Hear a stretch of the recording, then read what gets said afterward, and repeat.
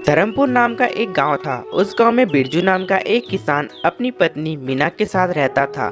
बिरजू बड़ा ही आलसी और कामचोर था। उसके पास खेत भी था, मगर वो अपने खेत में बिल्कुल भी काम नहीं करता था। इस कारण से मीना बड़ी परेशान रहती थी। अरे ओ महाराज, घर पर ही सोते रहोगे कि खेतों में भी जाकर काम भी करोगे? हर समय घर पर ही रहते हो, कम से कम काम भी तो कर लिया करो। अरे मीना, तुम चिंता मत करो, मैं कल से पक्का खेत में जाकर काम करना शुरू कर दूंगा। बस अभी थोड़ा आराम करने दो। हाँ हाँ, कल कल कहते तो सारा महीना घर पर ही निकाल दिया है। अगर तुम खेत में काम नहीं करोगे तो खाओगे क्या?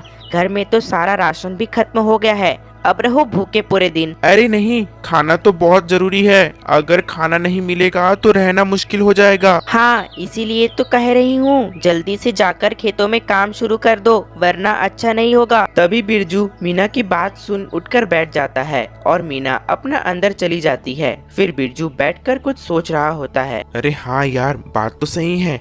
मुझे खेतों में तो काम करना होगा, वरना घर में राशन कहाँ से आएगा। नहीं नहीं, अब मुझे काम करना ही होगा। बिरजू बैठकर सोच रहा होता है कि तभी ही अंदर से मीना का आवाज आता है। अरे आप गए कि नहीं कि मैं आऊं? अरे हाँ हाँ, जा ही रहा था बस। तभी बिरजू जल्दी जल्दी घर से निकल जाता है और गांव से होते हुए वो खेत के लिए जाता है।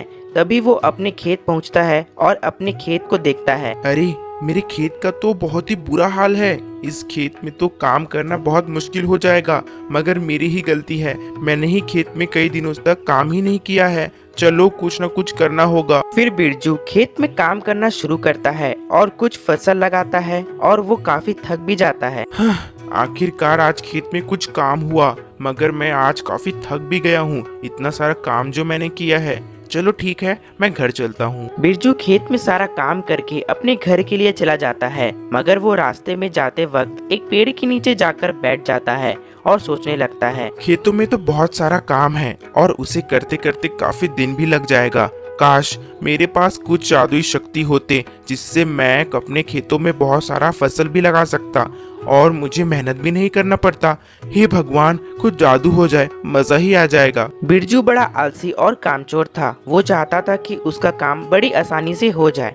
तभी उसी पेड़ पर एक देवी बैठी होती है। वो बिरजू की सारी बातें सुन लेती है। अरे, लगता है ये आदमी बड़ा परेशान है। चलो, मैं इसकी मदद कर देती हूँ, कम से कम इसका दुख तो कम हो जाएगा। तभी देवी बिरजू के सामने प्रकट हो जाती है। उसे देख बिरजू चौंक जाता है। उसे समझ नहीं आ रहा होता है कि ये क्या हो रहा है। हे भगवान, ये सपना है कि हकीकत? आप कौन हैं? मैं इस जगह की वन देवी हूँ और ये मेरा निवास स्थान है। मगर तुम यहाँ क्या कर रहे हो? तुम कुछ परेशान लग रहे हो। देवी जी, मैं बिरजू हूँ और मैं पास के ही गांव में रहता हूँ। दरअसल मैं कई दिनों से अपने खेतों में काम नहीं कर रहा था, इसलिए मेरी पत्नी मुझे हर समय ताने मारती है और मेरे काम न करने के कारण घर में राशन भी खत्म हो गया है। इसलिए मैं बहुत परेशान हूँ। बिरजू की बात सुन देवी को उसके ऊपर दया आ जाता है। अच्छा, तो ये परेशानी है? ये लो, मैं अभी तुम्हारे परेशानी को दूर कर देती हूँ। देवी अपनी शक्ति से बिरजू के घर में बहुत सारे राशन और फसल पहुँचा देती है। अच्छा बिरजू, तुम अपने घर जाओ और देखो, तुम्हारे समस्या का समाधान हो गया है। ये मेरा आशीर्वाद है और तुम्हारे खेतों में भी बहुत सारे फसल उग जाएंगे। उससे तुम बेचकर आराम से पैसे कमा सकते हो। जी देवी जी, मैं अभी जाता हूँ। देवी जी की जय हो देवी जी की। तभी बिरजू जल्दी जल्दी अपने घर चला जाता है और अपने घर पहुंच देखता है कि उसके घर पर बहुत सारा राशन और फसल आ गया है। उसे देख वो बहुत खुश हो जाता है और उसकी पत्नी मीना भी ये सब देखकर बहुत चौंक जाती है। ए जी, इतना सारा राशन कहाँ से आ गया? अरे भाग्यवान, चमत्कार हो गया, चमत्कार। दरअसल आज मैं खेत से घर वापस आ रहा था, तब मैं एक पेड़ के नीचे आराम करने को बैठा था। तभी वहां से एक देवी प्रकट हो गई और उन्होंने ही मुझे आशीर्वाद दिया और ये सामान दिया। बिरजू मीना को सारी बात बताता है और मीना ये बात सुन बहुत खुश हो जाती है। अरे वाह, आपकी तो किस्मत ही चमक गई। आज आपने तो घर में अनाज का भंडार ही भर दिया। चलो, ये सब तो अच्छा है, मगर तुम याद रखना, खेतों में अपना काम बराबर करना। अरे भाग्यवान, तुम वो सब की चिंता मत करो, वो सब मैं देख लूंगा। तभी मीना वहाँ से अंदर चली जाती है और बोलती है, हे भगवान, आज आपने जो किया उसके लिए बहुत बहुत धन्यवाद। मगर इन्हें फ्री का माल बिल्कुल भी मत देना, वरना ये और भी आलसी और कामचोर बन जाएंगे। बिरजू के खुशी का ठिकाना ही नहीं था। वो तो मन ही मन ख्याली पुलाव पका रहा था। फिर अगली सुबह बिरजू अपने खेत जाता है और वहाँ देखता है उसके खेत में बहुत सारे फसल उगाए हैं। उसे देख वो बहुत खुश हो जाता है। अरे वाह, उन देवी ने तो मुझे बहुत बड़ा आशीर्वाद दे दिया है। बिना मेहनत किए इतना सारा फसल उगाया है। मैं तो अमीर हो गया, अमीर। अरे हाँ हाँ, देवी जी को धन्यवाद भी तो करना है। फिर बिरजू उसी पेड़ के पास जाता है और तभी देवी उसके सामने प्रकट होती है। तभी बिरजू खुशी खुशी उनसे बोलता है, देवी जी, आपका बहुत बहुत धन्यवाद मेरी इतनी मदद करने के लिए। अब मेरे पास सब कुछ है और मैं अब अमीर भी बन गया हूँ।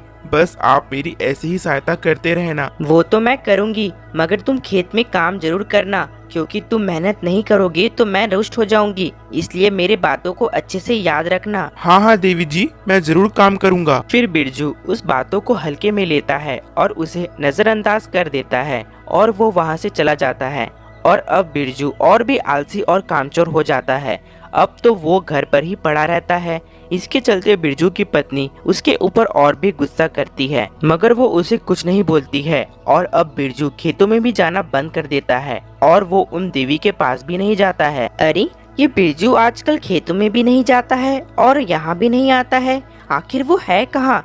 लगता है अब उसके घर जाकर ही पता करना होगा। तभी देवी बिरजू के घर आ जाती है। उन्हें देख बिरजू डर जाता है। देवी जी, आप यहाँ मेरे घर आज अचानक यहाँ कैसे आना हुआ? हाँ, मुझे तो यहाँ आना ही था। तुम जो यहाँ आराम की जिंदगी जी रहे हो, मैंने तुमसे कहा था ना कि तुम अगर मेहनत करना छोड़ दोगे तो मैं तुम्हारी मदद नहीं करूँगी, मगर तुमने मेरी बात नहीं मानी। इसलिए मैं अब तुझे कुछ नहीं दूंगी। तुम अब खुद ही काम करना और पैसे कमाना। अरे देवी जी, मुझे माफ कर दो, मुझसे भूल हो गई। मैंने ये जानबूझकर नहीं किया है। मैं फिर से अपने खेतों में काम करना शुरू कर दूंगा। अगर मगर कुछ नहीं, अब बहुत देरी हो गया है और तूने मेरे वादे को भी तोड़ा है। इसलिए मैं अब यहाँ से जा रही हूँ और मैं अब तुम्हारी कुछ मदद नहीं करूँगी। नहीं नहीं देवी जी, रुक जाइए, मुझे एक मौका तो दीजिए। देवी बिरजू की कोई बात नहीं सुनती है और वो वहाँ से चली जाती है। और अब बिरजू का बुरा हाल हो जाता है। तभी उसकी पत्नी उसे देख बोलती है, देखा लापरवाही का नतीजा, इतना अच्छा पका पुकाए फल मिल गया था, बस थोड़ा मेहनत ही तो करना था, वो भी नहीं हो पाया तुमसे। अब तुम झेलो। मीना भी उसका मजाक उड़ाती है और उसके ऊपर हंसने लगती है। अब बिरजू का बुरा हाल हो जाता है। आपको हमारी यह कहानी कैसी लगी कमेंट कर जरूर बताएं और ऐसी ही मज़ेदार कहानी देखने के लिए हमारे YouTube channel dream Hindi Toons को सब्सक्राइब करें, लाइक करें और शेयर करें। मिलते हैं आपको अगली कहानी के साथ, तब तक के लिए धन्यवाद।